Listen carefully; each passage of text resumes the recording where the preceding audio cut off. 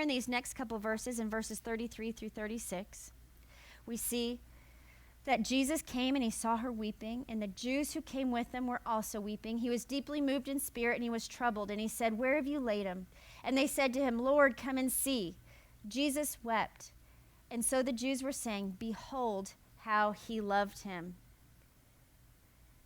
Jesus loved Lazarus. Now it says Mary and Martha were weeping. Now the weeping that Mary and Martha were doing is a weeping called Klyo, Klyo, which means they were weeping, they were out of control, they were hopeless, they were in despair. There is nothing that Mary and Martha could do to change the situation, and so they were weeping over it. Here it says in verse 35 that Jesus wept. Now, Jesus' weeping was a little bit different than Mary and Martha's. His weeping is dekryo, which means lamenting. Lamenting. Jesus was weeping, but he was in control. He is meek. He has power under control, and his weeping is under control because Jesus knows what he's about to do. But before he does it, Jesus felt the burden of sickness. He felt that burden before he removed it. Jesus understood the pain of loss. He had lost John the Baptist not that long ago. He understood the pain of loss, but I think that Jesus was crying for very different reasons than Mary and Martha. I think Jesus' heart was overwhelmed with the fact that after all these years, I only have 6 more days to pour into these people, and their belief system is shaken. So I've got to pour into them. These next 6 days, I've just got to lay it out on the line. He's weeping because his time is almost up with them. But I think that there is nothing so deep and nothing so hard that we will ever have to go through here on earth than the death of a loved one. Somebody that you've loved has died. You have a feeling of hopelessness. There's no amount of good works that you could do to bring that person back. There's no amount of bad works that you could do to bring that person back. There's nothing you could cry, nothing you could scream, nothing you could ever say to bring that person back. It's this separation. And you see, God said in his word, the wages of sin is death. You know, before sin, there wasn't any death. And so sin brought death. Sin brought this separation. And I think, you know, the hardship and when your heart is just broken, knowing that you are never going to see that person who meant everything to you again is placed in the ground, never to come back, never to laugh with, never to enjoy anything new with again. I think that when we experience that separation, we experience 1 ounce of the pain that God felt the day that Adam and Eve took a bite of that fruit. That separation, that gap, and mankind is just reaching out because there is nothing they can do, forever separated by this huge chasm called sin, and there is no hope for the people on the other side. And so God, his handmade creation that was created to walk with him, created to need him, and created to know him, is separated like this. And the only one in a position to fix it is God himself. So God came. Because you feel that love, that ache in your heart when you think your heart is going to burst and there are no words to describe the separation that you have from your loved one. There it is.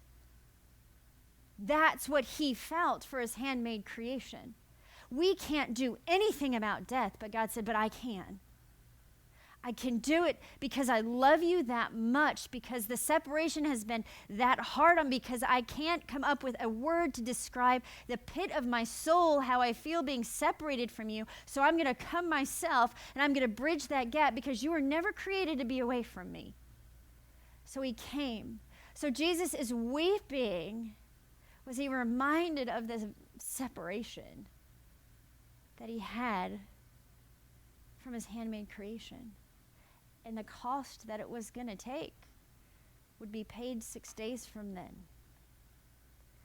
And we want to say that we don't matter. And we want to say that God doesn't see our sorrow and God doesn't understand how it feels that this person's been ripped out of our life. No. You don't understand the depth with which he feels that. And if we could just see for 1 second the surface of his love, for 1 second we'd be able to see the height, the depth, and the expanse of it, we would be overwhelmed. And we would just fall on our face at his feet. So Jesus, he's weeping. He's weeping. And in verse 36, he's weeping, and the other Jews are saying, behold how he loved him. They were genuine tears. Okay, they weren't put on. He wasn't putting on a show here. You know, he can't cry and command. He can't make the tear fall like they can do so well on Hollywood. He was lamenting from the pit of his soul over his handmade creation, and everybody there could see it. Because that's how much you mean to him. You are not business, you are personal. And so him not trusting you to anyone else came himself to fix it so that we wouldn't have that separation anymore. He's relentless for you. He's relentless for me. His love, it will never give up. He will continue to chase, continue to hound, and allow things in your life to happen so at the end of them you can look up and you can see him. And you can feel his arms of compassion around you, and you fall on your face in the middle of his arms and just cry out to him. He's like, and that's why I came. I came for you. And it matters to me that you're weeping and that you're crying out. God, knowing at this moment, he's going to have to bring Lazarus back from heaven. I mean, kids don't want to go back to school tomorrow off vacation from snow day. Why in the world would Lazarus ever want to come back from heaven? You know, so Jesus is probably weeping too because, wow, Lazarus is going to have to come back. He's going to have to feel pain. He's going to have to suffer. He's going to have to deal with being misunderstood. So Jesus was weeping. Jesus was weeping, but I think he was weeping for very different reasons. Jesus felt the burden that sin has separated us with. So he came and he carried it himself because we were never created to carry such a burden. We were never created to have to experience such separation. So he came. So do you now believe or not? Confrontation with Jesus, what are you going to do with it?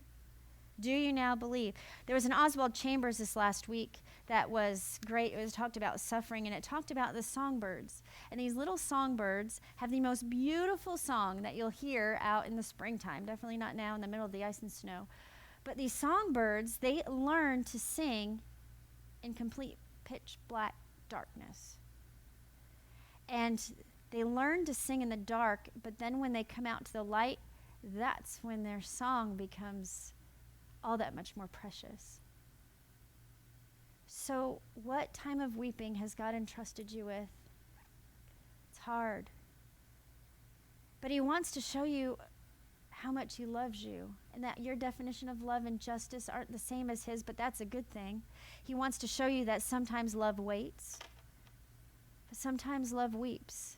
And when you weep, you're not alone. The very tears that you cry, it says that he saves them in his bottle. So he knows the pain with which each tear was formed, and so he saves them. Those tears that we wipe away, that we don't care about, that we never want to see again, he preserves because he knows the pain with which each one was formed.